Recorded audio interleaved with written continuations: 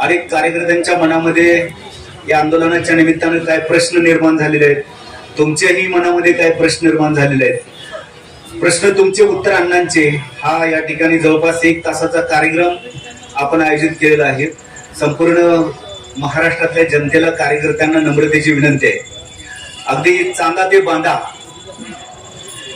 जिथपर्यंत आपले कार्यकर्ते आहेत त्या सर्वांना नम्रतेची आणि कळकळीची विनंती आहे की या ठिकाणी जे लाईव्ह स्ट्रीमिंग सुरू आहे त्यामध्ये कमेंटमध्ये तुम्ही प्रश्न लिहा.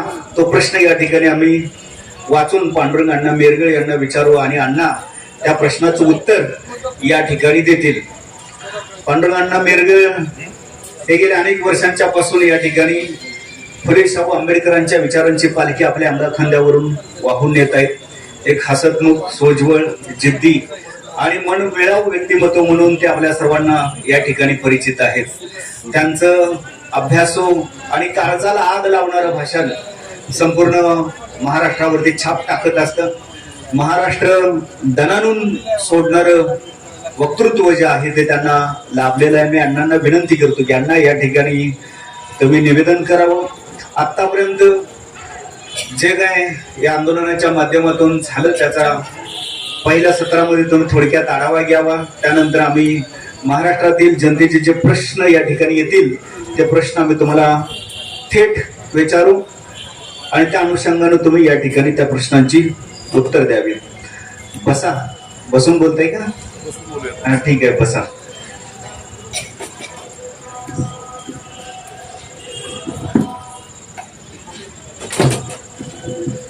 खुर्च्या कशाला नको काढा ते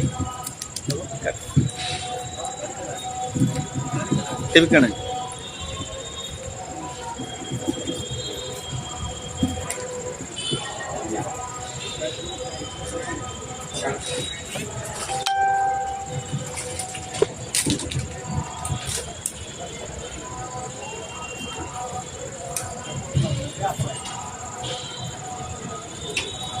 अण्णा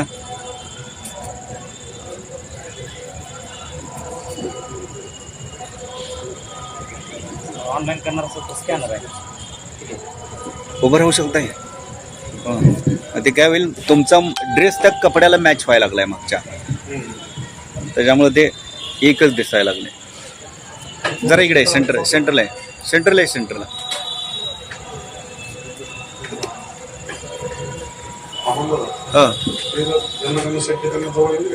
नको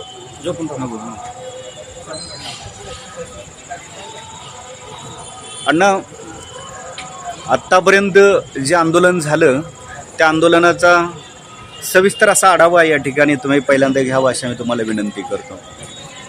आदिवासी धनगर जमातीची गेल्या अनेक वर्षापासूनचा हा लढा होता. हा लढा लढत असताना धनगरांची चौथी पिढी जी अत्यंत बुद्धिमान आहे, शिकलेली आहे आणि जिचा ह्या विषयातला अभ्यास अत्यंत टोकाचा आहे, ही सर्व मंडळी आता ह्या लढ्याचं नेतृत्व करत आहे. आणि ना नेता ना पक्ष, धनगर आरक्षण हेच लक्ष. कुठल्याही नेत्याच्या नेतृत्वाखाली हा लढा न लढता सामूहिक निर्णयानं हा लढा चालू आहे. अत्यंत पारदर्शीपणानं धनगर जमातीकडून 1 रुपया घेऊन अत्यंत कमी खर्चामध्ये, अत्यंत प्रभावीपणे आणि सोशल मीडियाच्या माध्यमातून सर्वंकष अशा प्रकारचा हा लढा आहे. चांद्यापासून बांद्यापर्यंतचा संपूर्ण 2 करोड धनगर या निर्णायक लढ्याच्या कवेत आता आलेला आहे. अशा अवस्थेमध्ये विधिमंडळाचं इलेक्शन तोंडावर असताना, लोकशाही व्यवस्थेमध्ये निवडणुकीच्या तोंडावरती खूप मोठे निर्णय अत्यंत वेगाने घेतले जात असतात. महाराष्ट्राच्या विधिमंडळाचं इलेक्शन तोंडावरती आहे, निवडणूक तोंडावरती आहे. काही दिवसांमध्ये आचारसंहिता लागू शकते आणि आपली जी प्रलंबित मागणी आहे, ही प्रलंबित मागणी आता सरकारकडून अर्जवानं मान्य करून घ्यायची.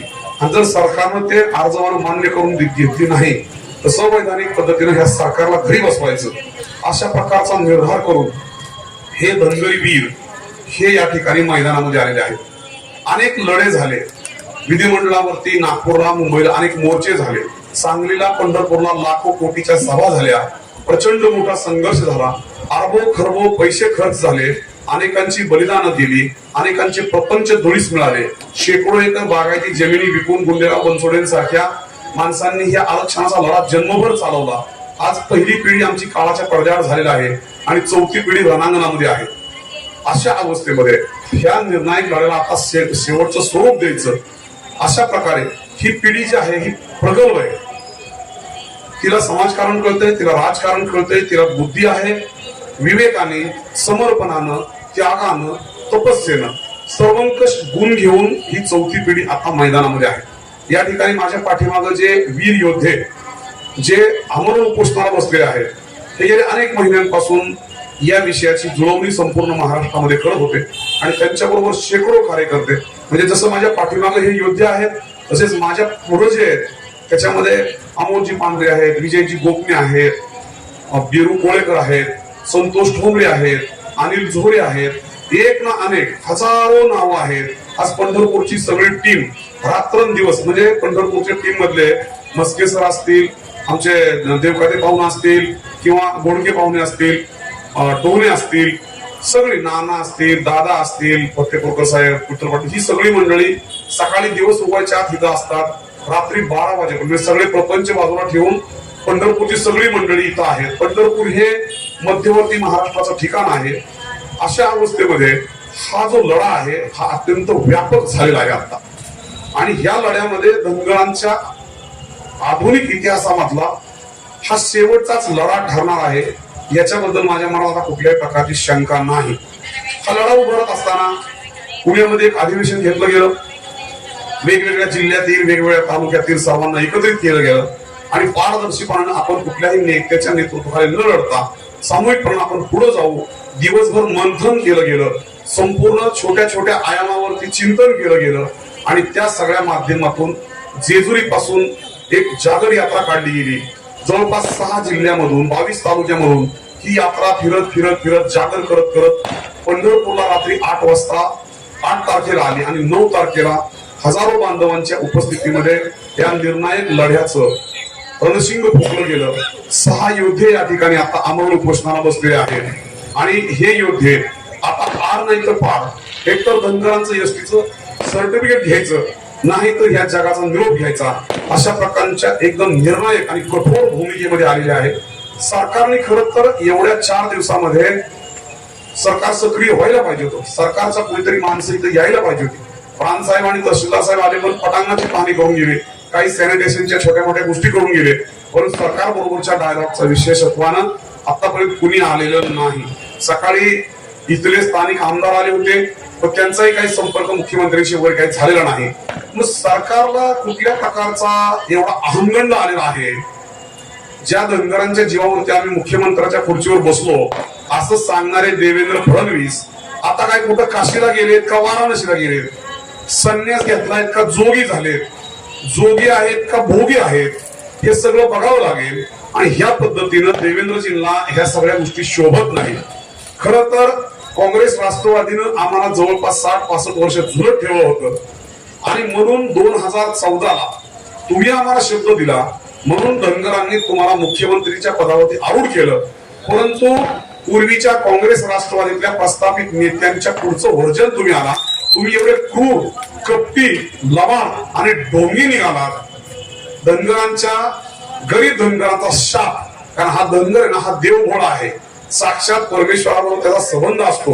आज आमच्याकडे असे अनेक वीर असतात की जे जीवनभर कुठल्याही प्रकारचा विषय न करता देवाची भक्ती करत असतात. अशांचा शिव्यासराप अमोलजी ज्यावेळेस सिकंदर लोधी देशामध्ये आला होता, प्रश्न घेतो अण्णा त्याला एवढं एक उदाहरण सांगतो. सिकंदर लोधी ज्यावेळेस भारतामध्ये आला होता त्यावेळेस त्याचा शेख तकी नावाचा गुरु होता. तरी सिकंदर लोधीला सांगितलं होतं की तू कुणाच्याही वाटेला जा, पण जंगलामध्ये, दर्यामध्ये जे पुरुष शरीरामध्ये जटाधारी साधू असतात त्याच्या वाटेला जाऊ नको. सिकंदर लोधीला अहंगंड आला आणि तो दुर्दैवानं मार्कंडेय ऋषीच्या वाटेला गेला. त्यांनी एका शब्दानं त्याला सांगितलं की आजपासून 4थ्या दिवशी एक साधा मच्छर चावेल आणि तुझा मृत्यू होईल. तशा प्रकारचे ऋषी मुनी आमचं बिरोबा देवस्थान आहे आणि त्या ठिकाणी ते पुजारी आहेत किंवा अशा प्रकारचे तपस्वी मंडळी आजही धनगरांमध्ये असतात. देवेंद्र बाबा धनगरांच्या वाटेला जाऊ नका. धनगर भोळा आहे परंतु त्याला तिसरा डोळा आहे. धनगरानं जर का तिसरा डोळा उघडला तर तुमची सगळी राजकीय राजवट भस्मसात होईल. त्यामुळं देवेंद्र फडणवीसांनी शुद्धीवर आलं पाहिजे. कारण जरी हे सरकार याच्यामध्ये हे मुख्यमंत्री शिंदे असले, जरी मुख्यमंत्री शिंदे असले तरी सुद्धा राज्याचा राज्य शकट हे फडणवीस चालवत आहेत. कारण फडणवीस साहेबांकडे 105 आमदारांचं बळ आहे आणि केंद्रात त्यांचं मंत्रिमंडळ आहे, केंद्र सरकार आहे. दुसरी गोष्ट, शिंदेनी आम्हाला डायरेक्ट शब्द दिला नव्हता. देवेंद्र फडणवीसांनी धनगरी जनतेला, आणि मी त्याचा साक्षीदार आहे कारण माझं उपोषण देवेंद्रजींनी 2014 सोडलं होतं. अन्न प्रश्न घेऊ. कार्यकर्त्यांचं म्हणणं असं आहे की पांडुरंगांना थकलेले दिसत आहेत, त्यांना विश्रांती द्या. तुम्ही विश्रांती घेणार काय? माझी विश्रांती ही शेवटच्या क्षणी धनगरांच्या युद्धामध्ये होणार आहे. मी शारीरिक दृष्ट्या जरी थकलेलो असलो तरी मानसिक दृष्ट्या प्रचंड वेगाने आहे. आजही मी रात्री 3 ते 3:30 पर्यंत जागा असतो. लिखाण, चिंतन, मनन हा लढा, याची पार्श्वभूमी, याच्याबरोबर इथून मंडपातून गेल्यानंतर मी मॅरेथॉन बैठका करतो, सगळ्या सहकाऱ्यांच्या बरोबर विचार विनिमय करतो. आणि म्हणून मी काही थकलेलो वगैरे नाही. वाघ म्हातारा जरी झाला तर तो कधीच गवत खात नसतो. प्रेमापोटी म्हणतायत की अण्णा थकलेले आहेत, अण्णांना विश्रांती द्या. नाही, ते प्रेम हे पुत्रामावशीचं नसावं. काही कार्यकर्त्यांना जर का ह्या विषयाचं संयोजन मी करत असताना जर त्यांच्या काही पोटात दुखत असेल तर त्याला काही माझा विलाज नाही. कारण ह्या देशामध्ये मोठमोठ्या लढाया ह्या घरवेड्यांमुळेच हारल्या जातात. आता तरी सध्या आमच्या ह्या लढ्यामध्ये आम्हाला कोणीही विरोधक नाही. जे जे राजकीय कार्यकर्ते आहेत त्या सर्वांनाच आम्ही अनुनय विनयाने सांगितलं आहे. थोड्याच वेळापूर्वी आदरणीय पडळकर साहेबांचा मला फोन आला होता आणि मी पडळकर साहेबांना नम्रपणाने विनंती केली की साहेब, हा लढा लढत असताना मी तुम्हाला सुरुवातीला सांगितलं होतं की तुम्ही सत्ताधारी पक्षातले आमदार आहात आणि धनगरांचे मोठे नेते आहात.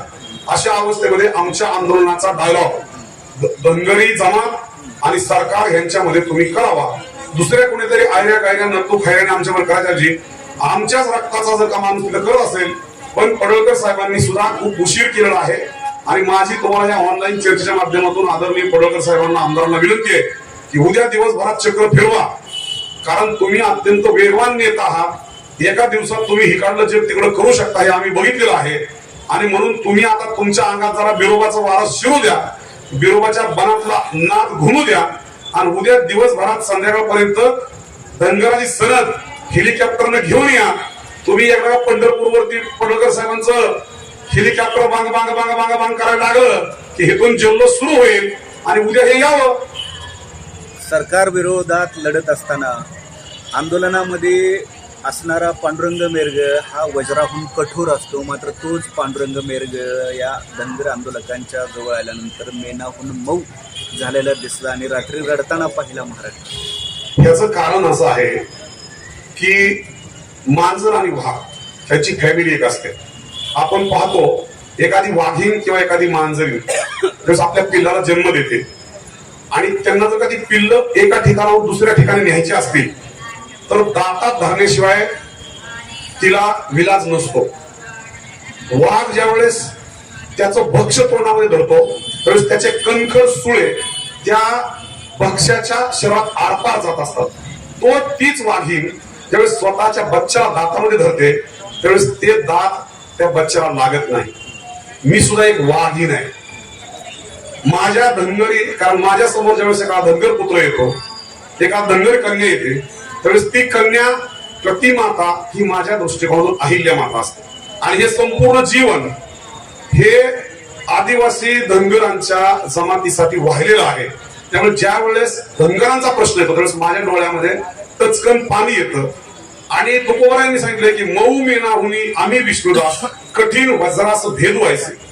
धनगर आरक्षणाच्या विषयात शत्रूंच्या बरोबर मी वज्रधारी असतो आणि माझ्या लोकांच्या बरोबर मात्र मी अत्यंत व्याकुळ असतो.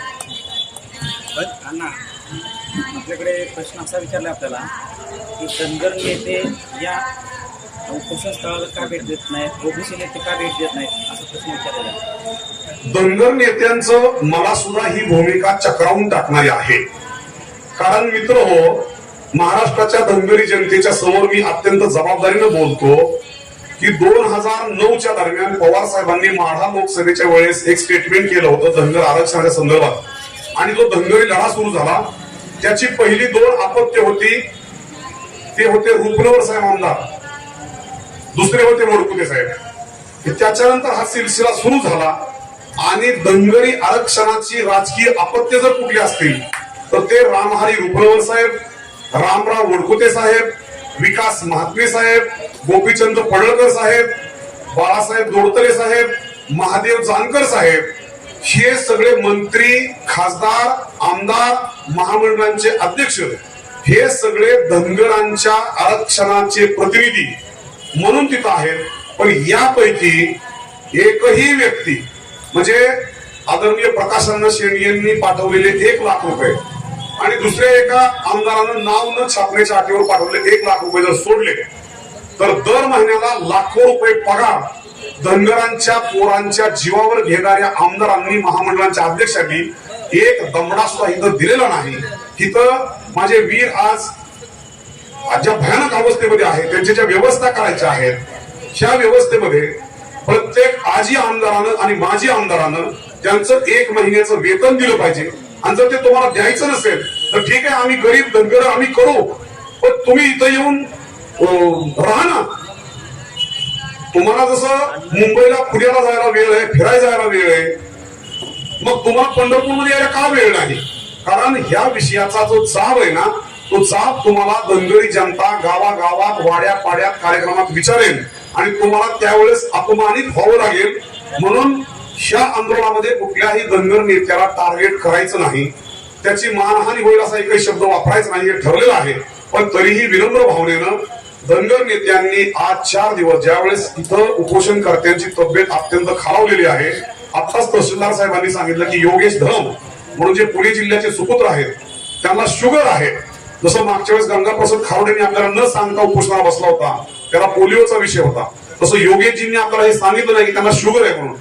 आणि शुगर असताना आता मला तहसीलदार साहेब म्हणत होते, लगोडे साहेब, की ह्या अवस्थेमध्ये त्यांच्या ब्रेनवरती सूज येऊ शकते, अचानक शुगर वाढू शकते, अचानक शुगर कमी होऊ शकते.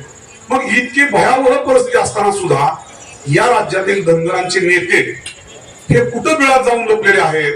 त्यांना माझं विनम्र आव्हान आहे की त्यांनी पंढरपूरला यावं, काही लोकांनी मुंबईला जावं आणि आपापला जो काय आका आहे, आका राजकीय नेता, त्याला जरा या विषयात सक्रिय करावं.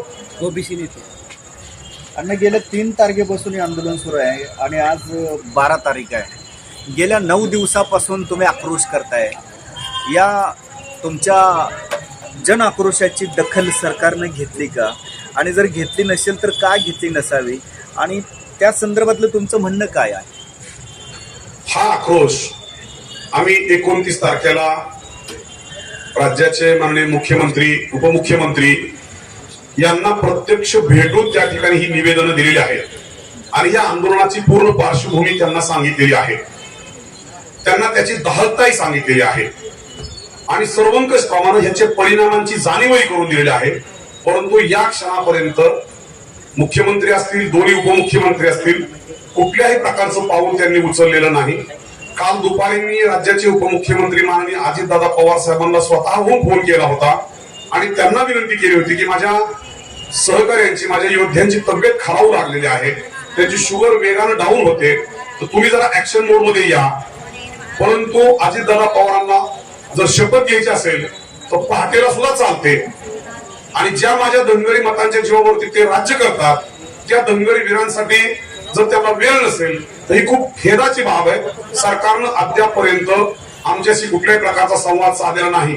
याच्या उलट विरोधी पक्षांनी सुद्धा कुठल्याही प्रकारचा संपर्क आमच्या बरोबर साधलेला नाही. म्हणजे हे सत्ताधारी आणि विरोधक ह्या एकाच नाण्याच्या दोन्ही बाजू आहेत आणि धनगरांना द्यायचंच नाही हे इथल्या प्रस्थापित पक्षांनी आणि प्रस्थापित राजवटीनं ठरवलेलंच दिसतंय असं मला वाटायला लागलंय. आतापर्यंत जी या प्रश्नावरती आंदोलनं झाली त्याच टाईपचं हे आंदोलन आहे का हे वेगळं? आणि वेगळं असेल तर त्यामधला फरक तुम्ही स्पष्टपणे या ठिकाणी सांगावा. आतापर्यंत जी आंदोलन झाली त्या आंदोलनामध्ये आणि ह्या आंदोलनामध्ये जमीन आसमानाचा फरक आहे. याचं कारण आहे की हे आंदोलन कुठलाही नेता चलायमान करत नाही. हे आंदोलन पूर्णपणे पारदर्शक आहे. ह्या आंदोलनामध्ये एकदम उच्च विद्या विभूषित आणि ज्यांनी समर्पित भावनेनं आदिवासी धनगर जमातीचं सेवकपद स्वीकारलेलं आहे अशी एक कोर टीम आहे. आणि ह्या आंदोलनामध्ये कुणीही एकटा निर्णय घेत नाही, हा एक विषय आहे. इथून पाठीमागच्या आंदोलनामध्ये सुद्धा धनगर कधीच हरले नाही. अमोलदादा 2014 सुद्धा धनगरांनी महाराष्ट्रातली राजकीय जी राजवट होती ती उलटून टाकली होती. परंतु देवेंद्र फडणवीस हे गद्दार ठरले, त्यांनी आमच्या पाठीत खंजीर खुपसला. आता आदरणीय देवेंद्रजींना तर आम्ही अत्यंत सन्मानाने त्या ठिकाणी त्यांच्या खुर्चीवरती बसवलं होतं आणि ते तर पहिल्याच कॅबिनेटमध्ये देणार होते. आणि आम्ही तोपर्यंत धनगरी चळवळीमध्ये आमच्या लेखाला सांगायचो, तो जन्माला आला की ही चळवळीत चाललाय खरं, पण एक ध्यानात ठेव, शरदचंद्रजी पवार साहेब हे तुझे सर्वात मोठे दुश्मन आहेत. हे आम्ही 50 वर्ष सांगत होतो. परंतु अलीकडल्या 10 वर्षाच्या कालावधीमध्ये त्यांच्या पुढची प्रतिमा देवेंद्रजींच्या माध्यमातून आम्हाला दिसली. आणि म्हणून आता ह्या विषयामध्ये सरकार धनगरांच्या विषयामध्ये प्रचंड क्रूर खेळ खेळतंय असं मला जाणवत आहे. आरक्षणाचा विषय आहे. आम्हाला एक सांगा की आरक्षणामुळं या धनगर समाजाची किंवा ज्या प्रवर्गांना आरक्षण आहे त्या प्रवर्गातील समाज बांधवांची कशा पद्धतीने उन्नती आणि प्रगती होऊ शकते? आरक्षणाचे फायदे कोणते आहेत? आरक्षणाचे फायदे विश्वरत्न डॉक्टर बाबासाहेब आंबेडकरांनी ही घटना लिहित असताना, अंगीकार करत असताना 2 मूलभूत तत्व घेतली होती. एक समान संधी आणि पुरेसं प्रतिनिधित्व. आणि ह्या देशामध्ये, या देशातली जी संपूर्ण संपत्ती आहे 1% लोकांकडं 90% संपत्ती आहे आणि 99% लोकांकडं 10% संपत्ती आहे. हे स्टॅटिस्टिकल अनालिसिस बेशुद्ध करणार आहे. अशा अवस्थेमध्ये इथल्या जवळपास 5000 पेक्षा जाती आणि जमाती ह्या देशामध्ये राहतात.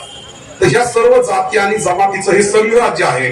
आणि ह्या देशातल्या सर्व ज्या संधी आहेत, त्या नोकरीच्या असो, त्या शिक्षणाच्या असो, त्या व्यापाराच्या असो, त्या उद्योगाच्या असो, त्या खाणींच्या असो, म्हणजे कोळशाची खाण आहे, पेट्रोल पंपांचं अलॉटमेंट आहे, कंपन्यांचं अलॉटमेंट आहे, वेगवेगळे अलॉटमेंट असतात, धरणं बांधायचा विषय आहे, वेगवेगळे कॉरिडॉर निर्माण करायचे विषय आहेत.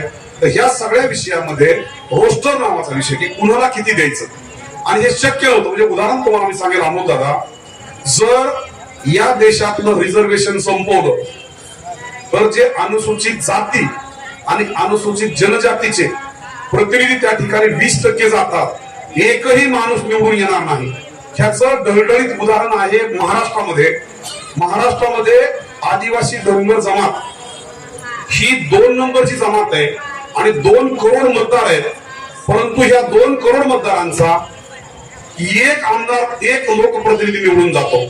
आणि म्हणून हे जे धनगरांच्या वाटणीचा सोन्याचा डोंगर हा इथल्या प्रस्थापित राजकीय व्यवस्थेने लुटून नेला. म्हणजे तुम्ही पाहता महाराष्ट्रामध्ये एक विशिष्ट प्रस्थापित वर्ग आहे, त्यांची लोकसंख्या फुगून 30% सांगितली जाते. ती 30% जरी गृहीत धरली तर समान संधीच्या विचारामध्ये, लोकशाहीमध्ये 30-90, जर 288 मध्ये 300 जागा जर विधानसभेच्या असतील तर संबंधित जातीचे आमदार हे 90 पाहिजेत. ते 150 ते 175 असतात. आणि धनगरांची लोकसंख्या 14 ते 15% आहे. ते 14×56 म्हणजे साधारणतः 50 ते 60-70 आमदार पाहिजेत. कारण लोकशाही अत्यंत चांगली पद्धती आहे, पण लोकशाहीला एका गोष्टीचा शाप आहे की अल्पसंख्याकाला लोकशाहीमध्ये प्रतिनिधित्व मिळत नाही. म्हणजे आपण जर पाहिलं की वैद, नंदीवाला, मसनजोगी, कैकाडी, भराडी, वडारी अशा ज्या 400 जाती आहेत, ह्या लोकांचे महाराष्ट्रामध्ये ग्रामपंचायत सदस्य, ही सगळ्यात ग्रामस्वराज्याची शेवटची पातळी आहे, हाताच्या बोटावर मोजण्या एवढे सुद्धा लोकप्रतिनिधी ग्रामपंचायत सदस्य नसतात. सरपंच कुठतरी एखाद्या 200 गावात एखादा असतो, पंचायत समिती सदस्य हजारात एखादा असतो, आमदार ही त्यांच्या कधी वाट्यालाच आली नाही. आणि म्हणून ही जी समान संधी आहे, मग धनगरांसारख्या बलशाली जातीला, म्हणजे ज्या वेळेस लोकशाही नव्हती त्यावेळेस धनगरांचं राज्य होतं. 57 जिल्ह्याचा माळव्याचा प्रदेश हा धनगरांच्या आधिपत्याखाली होता. छत्रपती राजे यशवंतरावांनी स्वतःचा राज्याभिषेक करून घेतला होता आणि इंग्रजांच्या बरोबरच्या 19 लढायामध्ये ते कधीही पराभूत झाले नव्हते. एवढा वीर वारसा असणारा मातोश्री पुण्यश्लोक अहिल्यामाईंनी 27 वर्ष जे लोककल्याणकारी राज्य केलं, ते राज्य करण्याची आजही जगाच्या कानाकोपऱ्यामध्ये जर्मनी सारख्या, फ्रान्स सारख्या देशामध्ये आजही लोकमाता पुण्यश्लोक अहिल्यामाईंच्या त्यावेळेसच्या लोककालीन राज्याची अभ्यास केला जातो. पण त्याच धनगरांचा लोकशाहीमध्ये खाक झाला आणि धनगर परागंदा झाला. राज्यकर्ता धनगर, ज्या धनगरानं 1900 वर्ष साम्राज्यशाली परंपरा ह्या अखंड हिंदुस्थानाचं राज्य केलं, तो धनगर स्वातंत्र्यानंतर दऱ्यामध्ये, खोऱ्यामध्ये, डोंगरामध्ये त्या मेंढ्यांच्या कळपामध्ये स्वतःचं भविष्य शोधायला लागला. परंतु आधुनिक भारतामध्ये जेवढे साखर कारखाने झाले, सगळ्या MIDC झाल्या, या सगळ्या धनगरांच्या चालू कोणांवरती झाल्या. आणि म्हणून धनगरांचं एसटी आरक्षण हा सोन्याचा डोंगर आहे. आपण त्या विषयावरती येऊ पुन्हा. महाराजा यशवंतराव होळकर यांचा विषय आपण आता काढला. मगाशी आपण बोलताना म्हणाला की महाराजा यशवंतराव होळकर यांच्यानंतर धनगर जमातीला नेता मिळाला नाही, असं तुम्ही कसं काय म्हणू शकता? ही गोष्ट बरोबर आहे की तुम्ही जर का गेल्या 150-200 वर्षाचा इतिहास बघितला, आज 78 वर्ष स्वातंत्र्य मिळून झालं, त्याच्या अगोदर 1818च्या दरम्यानचा कालावधी असेल राजांचा, तिथून पुढच्या कालावधीमध्ये धनगरांचं एखादं प्रभावी नेतृत्व तुम्ही दाखवा. म्हणजे स्वातंत्र्यानंतरही दाखवा की स्वातंत्र्याच्या अगोदरही दाखवा. भीमाबाईंचा जो काही संघर्ष आहे तो अल्पकालीन आहे, परंतु महाराजा यशवंतराव होळकरांनंतर ते आज तगायत एक प्रभावी नेतृत्व हे, म्हणजे तुम्ही लिंगायत समाज घ्या, आगरी समाज घ्या, मराठा समाज घ्या, वंजारी समाज घ्या, ह्याच्यामध्ये लोकनेत्यांची परंपरा आहे. धनगरांमध्ये लोकनेता स्वातंत्र्यानंतर का झाला नाही? आजही धनगरांमध्ये एकही माणूस असा नाही जो स्वतः साधा आमदार स्वतःच्या ताकदीवरती निवडून येतो. प्रश्न तोच आहे, का झाला नाही? त्याचं कारण आहे की धनगरांमध्ये संघटन शक्तीचा प्रचंड अभाव आहे. धनगर एकमेकाचं अजिबात ऐकत नाही. आणि सगळ्यात वाईट गोष्ट अशी आहे की धनगरांमध्ये 27 पोट जाती आहेत. त्या 27 पोट जातीमध्ये बेटी व्यवहार होत नाही, रक्ताचे नातेसंबंध होत नाहीत, सोयीर संबंध हे दूरवर होत नाहीत. म्हणजे नागपूरची पोरगी सांगलीला आणि भंडाऱ्याची मुलगी तुमची गोंदियाला किंवा कुलाब्यामध्ये दिली, अशी खूप कमी उदाहरणं आहेत. आणि म्हणून एखादा धनगर जर उभा राहिला, अमोलजी अत्यंत खेदानं सांगतो, खरं तर हे सांगायला पाहिजे, आदरणीय महादेवराव जानकर साहेब ज्यावेळेस उभे होते त्यावेळेस आमच्या मतदारसंघामध्ये पवार फॅमिलीनं जाणीवपूर्वक सांगितलं की हे विशिष्ट फलाण्या उपजातीचे आहेत आणि म्हणून दुसऱ्या उपजातीने त्यांना मतदान करू नका. ह्याचा फायदा सुप्रिया सुळेंना झाला. नंतरच्या काळामध्ये ज्यावेळेस बाळासाहेब गावडे उभे राहिले त्यावेळेस त्यांनी तोच कुटील डाव खेळला आणि त्या कुटील डावामध्ये बाळासाहेब फलाण्या उपजातीचे आहेत म्हणून फलाण्या त्यांना देऊ नका. ह्याचा परिपाक असा झाला की आदरणीय महादेवराव जानकर साहेब बी कमी मताने पराभूत झाले आणि बाळासाहेब गावडेही पराभूत झाले. म्हणून धनगरांना जर एकत्र यायचं असेल, संघटित व्हायचं असेल तर धनगरांनी पोट जातीचा वाद, म्हणजे मी स्वतः विवाह करत असताना मी ज्या पोट जातीचा आहे दुसऱ्या पोट जातीतली मुलगी केली. माझ्या पुतण्याला सुद्धा जाणीवपूर्वक दुसऱ्या पोट जातीतली मुलगी केली आणि माझी 2 मुलं आता लग्नाला आली आहेत. मी त्यांना सांगितलं मी असेल तर मी प्रयत्न करीलच, पण जरी मी नसलो तर तुम्ही लग्न करत असताना आपल्या पोट जातीत करायच्या ऐवजी उरलेल्या 26 पोट जातीपैकी दुसऱ्या पोट जातीशी लग्न करा, जेणेकरून हे सुंदर अशा प्रकारचं मिक्सचर झालं पाहिजे. कारण धनगरामध्ये संघटन नाही, म्हणजे एक जरांगे पाटील उठतात आणि सकल मराठा त्यांच्या पाठीमागे उभा राहतो. एक धनगर ज्यावेळेस उठतो त्यावेळेस तो कुठल्या तरी एका विशिष्ट उपवर्गाचा तयार होतो. हे वर्गीकरण आता धनगर जमातीनं बंद केलं पाहिजे. संघटन शास्त्र आणि चळवळ, जोपर्यंत धनगर चळवळ समजून घेत नाही, केडर मध्ये काम करायला शिकत नाही, लोकांनी केडर शिकलं पाहिजे, चळवळ शिकली पाहिजे, त्याग शिकला पाहिजे.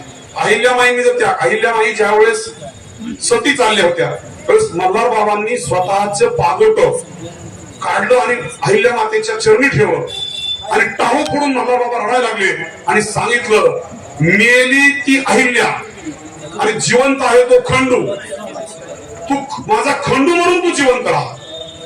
आणि मातोश्रींच्या घरातली 24 माणसं देवाघरी गेल्यानंतर सुद्धा सक्क बस कुणी नसताना सुद्धा 27 वर्ष हिंदी भाषिक प्रदेशामध्ये घरातले कोणी जर इतिहास वाचला तर मातोश्रींच्या घरातले नातलग सक्के भाऊ सुद्धा त्या कालावधीमध्ये त्यांच्या जवळ नव्हते. तुम्ही बकरीत वाचा होळकरांची बकर, म्हणजे तो किती उच्च प्रकारचा असीम त्याग आहे. एवढं व्रतस्थ जीवन ह्या मातोश्रींनी जगलं आणि त्याचा वारसा धनगरी जनतेनं घेतला पाहिजे. आपली प्रचंड मोठी परंपरा आहे. जे आपल्याला प्रस्तावित म्हणतात त्यांची परंपरा आपल्या परंपरेमध्ये हजारो धनगर हा विराट अशा प्रकारचा सागर आहे. परंतु त्या सागराचा जो बिंदू आहे तो सुद्धा तेवढाच ताकदवान असला पाहिजे. आणि म्हणून धनगरांनी संगणन शास्त्राचं कौशल्य अंगीकृत केलं पाहिजे. प्रचंड मोठा उत्कर्ष धनगरांचा होऊ शकतो. या आणि अशा पांडुरंग मेरगळ यांचे आदर्श कोण आहेत किंवा ते कोणाला गुरुस्थानी मानतात? जसे विश्वरत्न डॉक्टर बाबासाहेब आंबेडकर, संत कबीर, गौतम बुद्ध, महात्मा फुले यांना गुरुस्थानी मानतो. मी माझ्या गुरुस्थानी लोकोत्तर लोकमाता पुण्यश्लोक अहिल्यामाई होळकरांना मी माझ्या गुरु मानतो. आणि त्यांची ही जी जमात आहे हीच माझ्यासाठी शिरसावंद आहे. त्यांच्या संपूर्ण चरित्राचा अभ्यास मी अत्यंत सूक्ष्मपणे केला.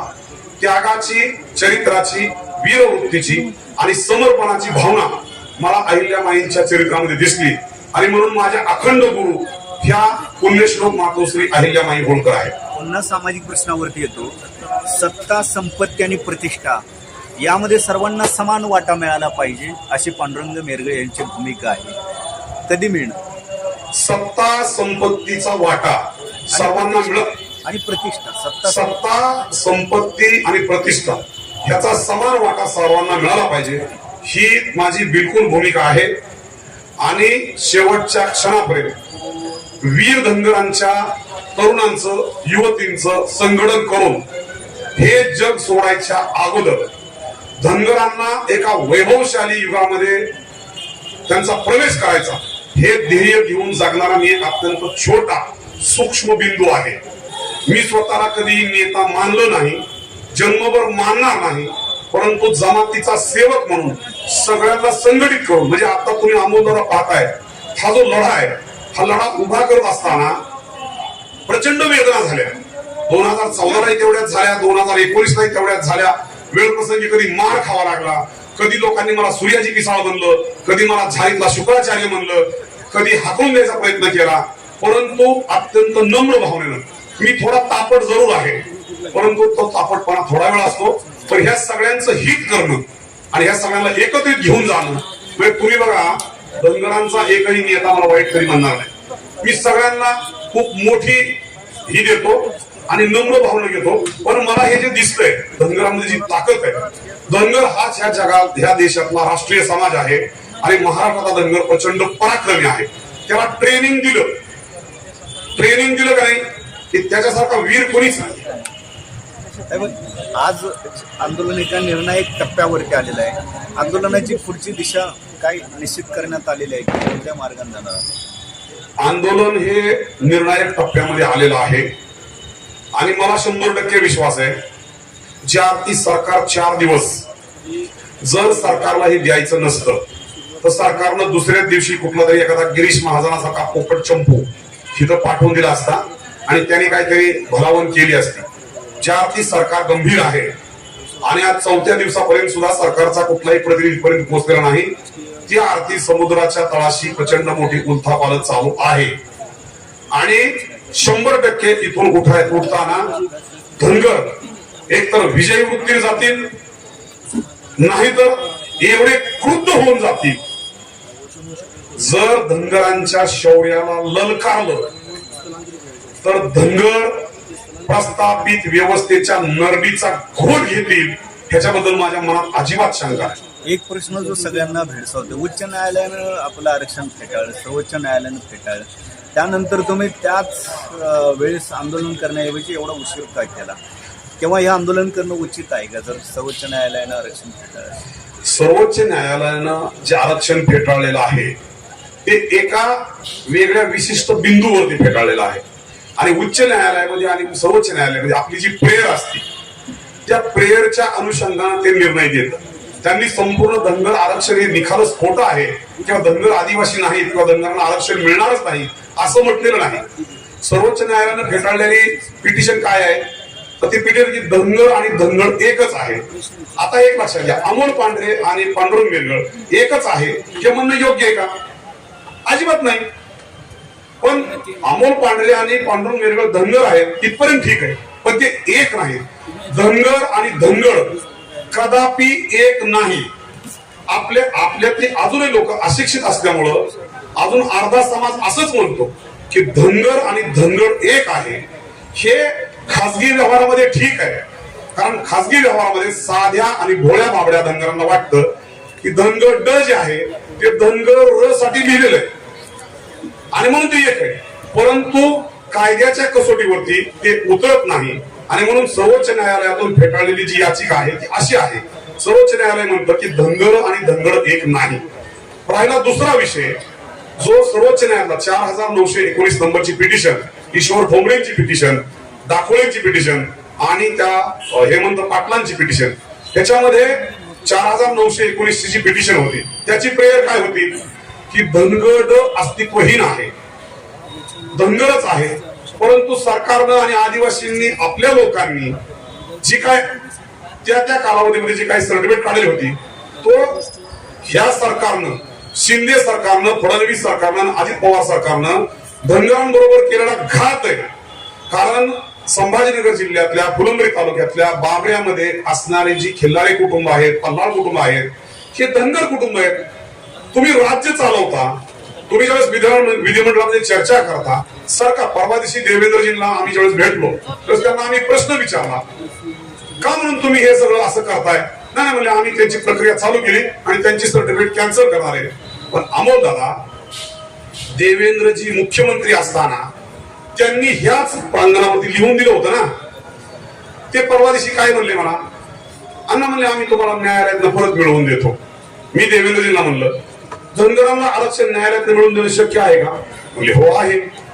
बरं म्हणलं मग शिंदे समिती स्थापन केली होती त्यामुळे त्या माध्यमातून तो रिपोर्ट घेऊन बी देणं शक्य आहे. मग म्हणलं न्यायालयातनं देणं शक्य आहे, शिंदे समितीचा रिपोर्ट देऊन घेणं शक्य आहे, मग द्या. नाही लगेच शक्य नाही, हा काय मूर्खपणा आहे. जर देणं शक्य आहे, शिंदे समिती कशासाठी, शिंदे समितीची पुन्हा मागणी केली नव्हती, 30ची पुन्हा मागणी केली नव्हती. महाधिवक्त्यांना नागपूरच्या 15 जानेवारीच्या सभेमध्ये सरकार आल्यानंतर देवेंद्र सांगितलं की 15 दिवसाच्या आत मी आता मुंबईला गेल्यानंतर महाधिवक्त्यांचा विचार घेऊन देतो. देवेंद्रजी निखालस खोटं बोलत आहेत, धनगरांच्या बरोबर घात करत आहेत आणि ही त्यांचीच जबाबदारी आहे की धनगरांच्या आरक्षणाच्या विषयामध्ये त्यांनी माननीय मुख्यमंत्र्यांना मजबूर करून, त्यांना ब्रीफ करून, त्यांना सांगून, ते देवेंद्रजींचा आवडता शब्द आहे साम दाम दंड भेदाने आम्ही करणार. देवेंद्रजी तुम्ही साम दाम दंड इतर गोष्टीमध्ये वापरताय ना, तर धनगरांच्या बाबतीत वापरा ना.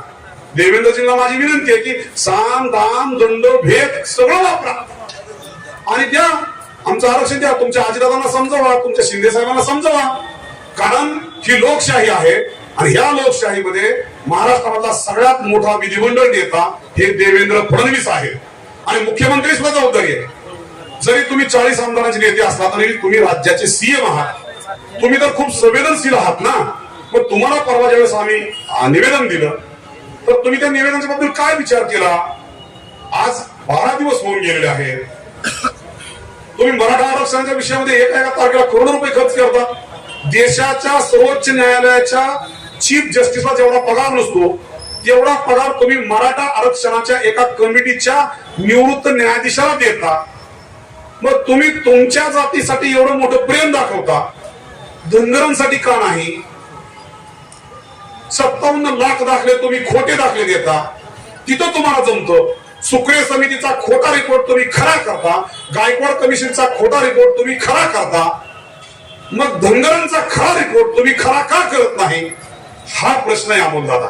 आणि म्हणून महाराष्ट्राचे मुख्यमंत्री, उपमुख्यमंत्री, विरोधी पक्ष नेते उद्धव ठाकरे, शरदचंद्रजी पवार ही सगळी लबाड आणि ढोंगी माणसं आहेत. त्यांनी धनगराच्या आरक्षणाचा, धनगराच्या इतिहासाचा, धनगरांच्या उत्कर्षाचा आणि धनगरांच्या भविष्याचा दिवसा ढवळ्या फुले शाहू आंबेडकरांच्या महाराष्ट्रामध्ये खून केलाय, कत्तल केली आहे. बरोबर आहे, पण धनगरांच्या जीवन मरणाचा प्रश्न असताना, त्यांच्या अस्तित्वाचा आणि अस्मितेचा प्रश्न निर्माण झाला असताना, हा प्रश्न सोडून एसटी आरक्षणाचा प्रश्न सोडून तुम्ही मध्येच ओबीसी करत होता. ओबीसी का करत होतो? आपण गावगाड्यामध्ये पाहतो, एखाद्या गरीब कुटुंब ज्यावेळेस श्रीमंत बनतं त्यावेळेस त्या घरातला कारभारी हुशार असतो. तो कारभारी काय करतो? जी आहे ती व्यवस्था व्यवस्थित लावतो, त्याचं जतन करतो आणि मग एखाद्या भावाला व्यापारामध्ये, एकाला भावाला राजकारणामध्ये, एकाला भावाला समाजसेवेमध्ये, एखाद्याला दुकानदारीमध्ये असं टाकतो आणि आहे हा प्रपंच उचलत देतो. धनगरांचं दुर्दैव असं की धनगरांना आता ओबीसी मधलं आरक्षण आहे. राष्ट्रीय लेवलला धनगर हा 27% ओबीसी आरक्षणामध्ये आहे. IAS, IFS, IPS च्या विषयामध्ये धनगरांना त्या 27% आरक्षणाचा लाभ होतो केंद्रीय सेवांमध्ये. आणि महाराष्ट्रामध्ये धनगरांना ओबीसी मधल्याच जो बाजूला काढली की 3.5%. त्यामुळे आता सध्या आम्ही ओबीसीच आहोत आणि ओबीसी आरक्षणावरती जे इथल्या प्रस्थापित जातीचं आक्रमण झालेलं आहे याचा सगळ्यात मोठा फटका हा धनगरांना होणार आहे. कारण 52% ओबीसी मध्ये 14% धनगर आहे, म्हणजे 14 चोक 56, म्हणजे एकूण 52% मध्ये 25% लोकसंख्या ही धनगरांची आहे. म्हणजे अमोल दादा गारपीट झाली, तुमची 20 एकर द्राक्षे, माझी 2 एकर द्राक्षे, तर माझं नुकसान 2 एकरात झालंय, तुमचं 20 एकराचं होतंय. ओबीसी मध्ये 350-400 जाती आहेत, दुसऱ्या जातींचं नुकसान छोटं होईल, त्यांचं तर सर्वस्वच जाणार आहे. पण सगळ्यात मोठं म्हणजे 25 जानेवारी 1990 ला धनगरांना जे 3.5% आरक्षण, आज ऍडिशनल एसपी पासून, ऍडिशनल कलेक्टर पासून जी मोठीच्या मोठी मांजर, हजारो, अर्धा लाख लोक आज ऑफिसर आपले जे आहेत ते केवळ त्या धनगरांच्या एनटीसीच्या आरक्षणामुळे आहे. आणि एनटीसीचं आरक्षण हे खूप मोठं आरक्षण आहे, ओबीसी पेक्षा मोठं आहे. कारण एनटीसीला 100% फी माफीची सवलत आहे, ओबीसीला ती फक्त 50% आहे. धनगराचा पोरगा जर का मेडिकलला गेला, इंजिनिअरिंगला गेला, बी फार्मसीला गेला तर त्याला 0 पैसे फी भरावी लागते सरकारची. तसं ओबीसीला नाहीये, ओबीसीला 50% फी भरावी लागते, धनगरांना 0 भरावी लागते. त्यामुळे धनगरांसाठी हे जे आरक्षण आहे हे स्पेशल आरक्षण आहे आणि हे इक्विव्हॅलंट टू एसटी आहे. एसटीला आणि एसटीला सुद्धा हो बरोबर आहे. 3.5% आरक्षण पैसे भरावे लागतात आपल्याला. माझी 2 मुलं मेडिकलला आहेत, मला फी भरावी लागलेली नाही. भरली माझी मुली आणि एनटी वेगवेगळं आहे. 27,500 स्कॉलरशिप मधून माघारी मिळत नाही मिळत. मी सांगतो, माझ्या मुलीला 7.5 लाख रुपये फी ही दरवर्षी मिळायची आणि 7.5 लाखच फी होती, फक्त हॉस्टेल आणि मेस. वाटल्यास मी तुम्हाला ती गोष्ट शेअर करू शकतो, जी माहिती, कारण मी मेडिकलच्या, कारण माझी दोन्ही मुलं मेडिकलला आहेत.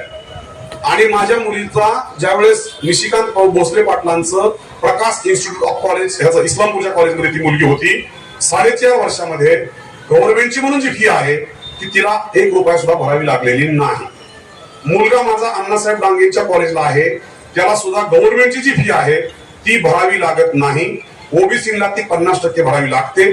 तुम्ही एखाद्या मेडिकलच्या स्टुडंटला किंवा इंजिनिअरिंगच्या स्टुडंटला विचारून पहा, कारण मी स्वतः गेले 8 वर्षामध्ये हे प्रत्यक्ष बघितलेलं आहे.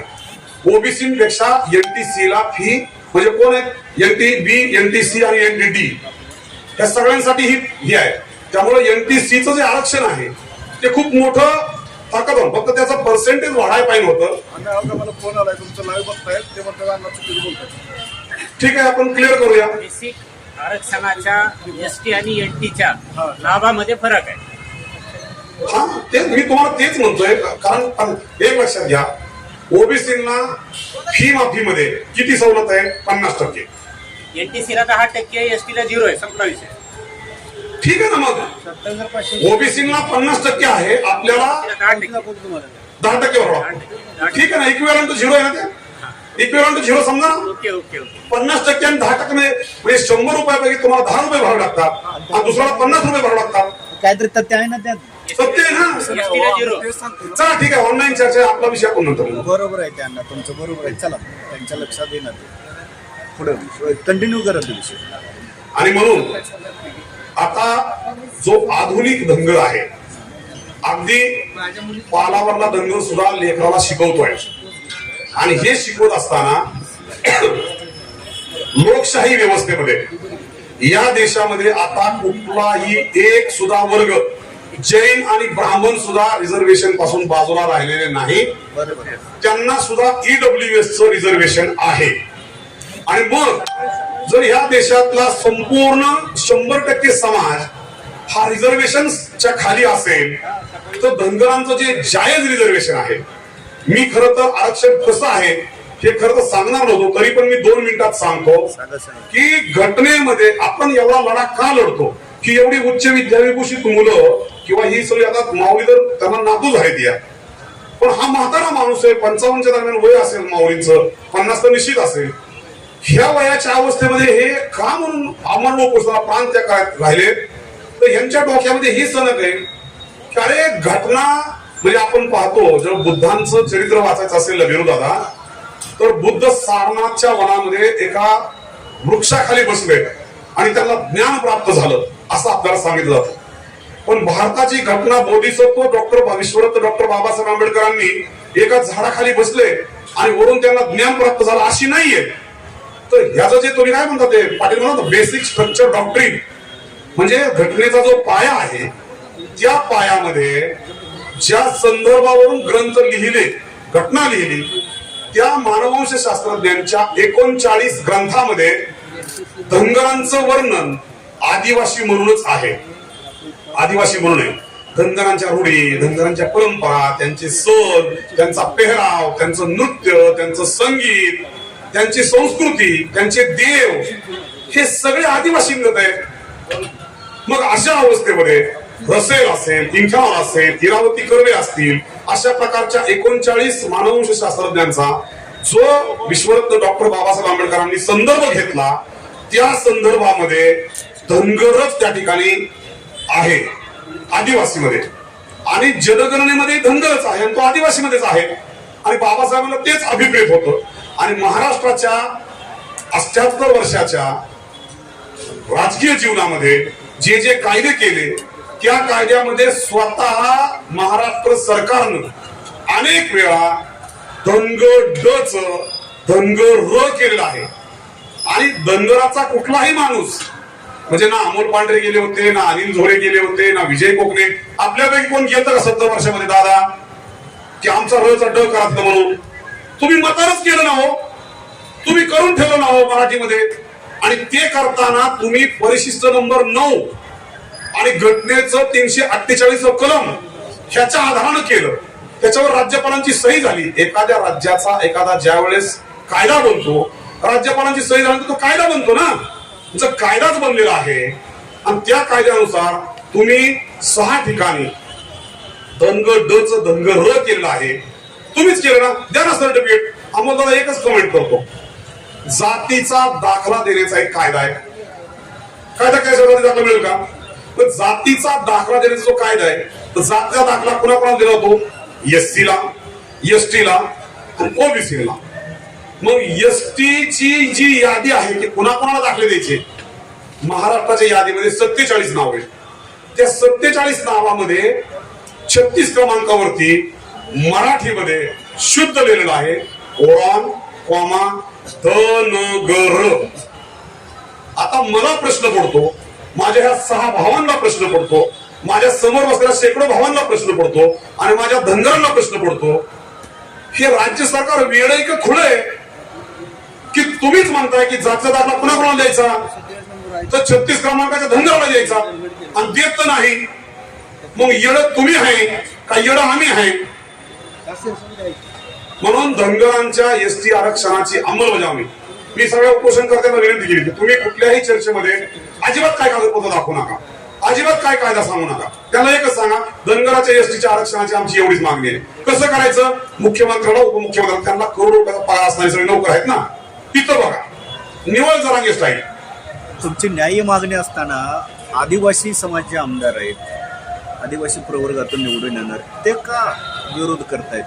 आदिवासी समाजाचे आमदार बघा, आदिवासी समाजाला जे प्रतिनिधित्व दिलं जातं, आदिवासीचा कधी मुख्यमंत्री झाला का? म्हणजे 2% समाजाचा सुद्धा मुख्यमंत्री झाला, 0.5% सुद्धा झाला, 1% सुद्धा झाला, परंतु 7% ज्यांचा समाज आहे त्यांचा कधी मुख्यमंत्री झाला नाही. आणि त्यांचा एकच मंत्री असतो, तो आदिवासी मंत्री असतो. आणि मंत्रिमंडळामध्ये आदिवासीचा एकच मंत्री असतो, फार जास्त नसतात, क्वचित असतो. आणि ह्या लोकांना इथल्या प्रस्थापित राजवटीनं दुर्दैव आहे.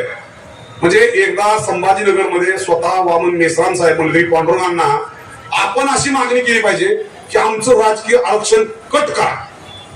कारण विश्वरत्न डॉक्टर बाबासाहेब आंबेडकरांनी घटनेमध्ये लिहिता सांगितलं की जे राजकीय आरक्षण आहे ह्याचा प्रत्येक 10 वर्षानंतर जायजा घ्या. हे राजकीय आरक्षण आपल्यासाठी उपयुक्त कमी आणि अपायकारक जास्त ठरतं. कारण आपली लोक त्यांच्या पक्षात प्रवेश करतात, आमदार खासदार बनतात आणि पक्ष प्रमुखाचे कुत्ता बनतात. त्यांना काही व्हाईस राहत नाही, काही व्हाईस राहत नाही.